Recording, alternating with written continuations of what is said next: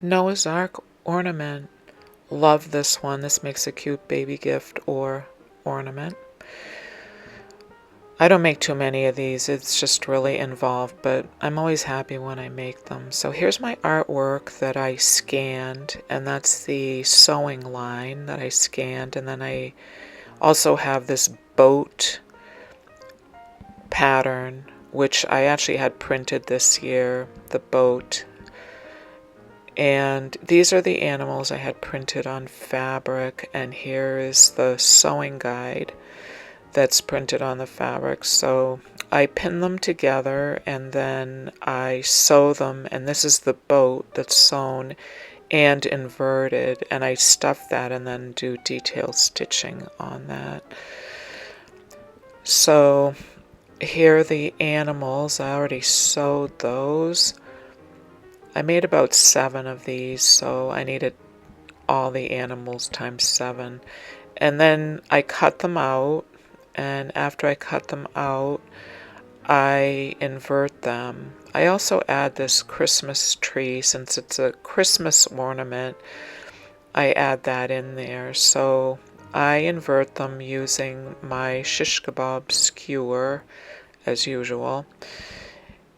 And once I invert those, I'm going to stuff all of them. Not super firm, but just a little bit firm to give them a little shape. This was actually an ornament to that tree, but I use it mostly for the Noah's Ark now. For the boat, I just put a little bit of stuffing into that so that when I do the detail stitching, it just will look puffy. I like that look a lot, so I'm putting just a little bit of stuffing, trying to get it into those corners. Then I have to sew that opening up. After I sew it up, I do the detail stitching. And then I fold it up and sew it on the sides. So here are all the animals that are inverted, and then the next step is to stuff all of these different elements that are going into the Noah's Ark. The tree does add a nice little detail to it. It's an extra step, but it's sort of worth it for me because of how cute it looks. So here's a tree. It's all done. Here are all the animals all stuffed. And then I'm going to sew across the bottom of all of those. And here they are all sewn, just to keep them closed up. And here's the detail stitching on the boat. And I have to paint the back side of it. And then I'm going to sew the sides after I paint it and it dries.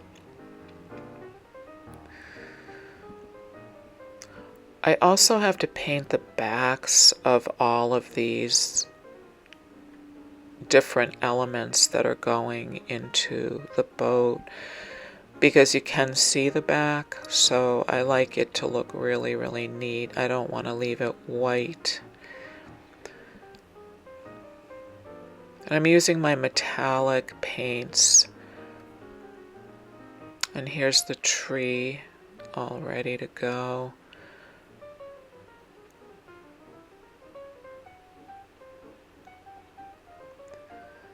So that's going to be the lion.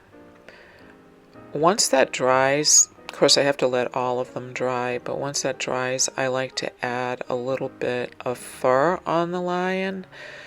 And I've tried different things. I've tried using chenille yarn as the fur, but I think I like the curly locks the best. That's probably my favorite way of making the lion.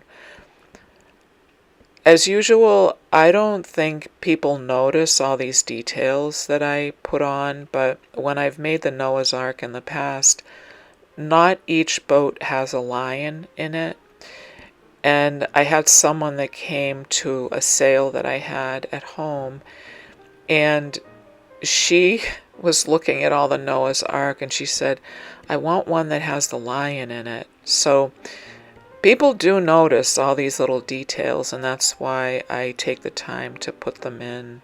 Here's the bunny. He's so cute. I also use that bunny pattern for Easter, an Easter egg that I make. And he's so cute. So this is a flamingo. Can't have a Noah's Ark without a flamingo. It's a nice little space filler, and I like it because it's pink, and it's good for the front of the boat because it's just such a simple shape. The elephant, he's one of my favorite ones. I had to redo the artwork on the elephant because the original one, the trunk just came down too far and you couldn't see it when it was in the boat, and I always had to repaint the trunk. So I just redid the artwork for the elephant because I just was taking too much time to redo every single trunk. And this is a tiger.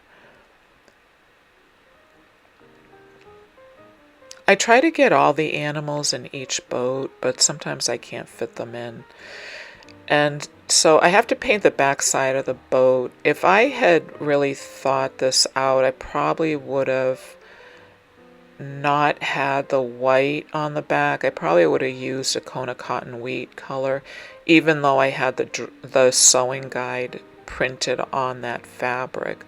That's why I used it, because I don't want to have to paint the back of the boat. That's going to be the inside of the boat, and that won't even hardly show, but I couldn't leave it white because you can see the edge of it. So I'm also going to put some of the nice metallic paint on the back side of the boat, which will be the outside of the boat.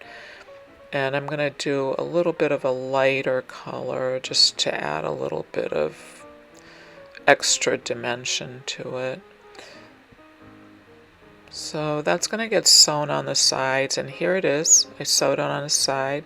Love the way that came out. And there's my cute little animals. And I put glitter on that tree, and I also painted the front of the tree too, the green part at least. So the next part is, how do I position these so that they all fit in there and they look pleasing? So here's my lion that I put the hair on. So I usually play around with this quite a bit until I get it right. The first one usually takes me a while to get the... Now that's really enough animals in there, but I love the bunny ears. And he can go behind, so I did put him in. And here it is, it's all finished. It's so cute. And then you can add a string. Thanks for watching. See you next time.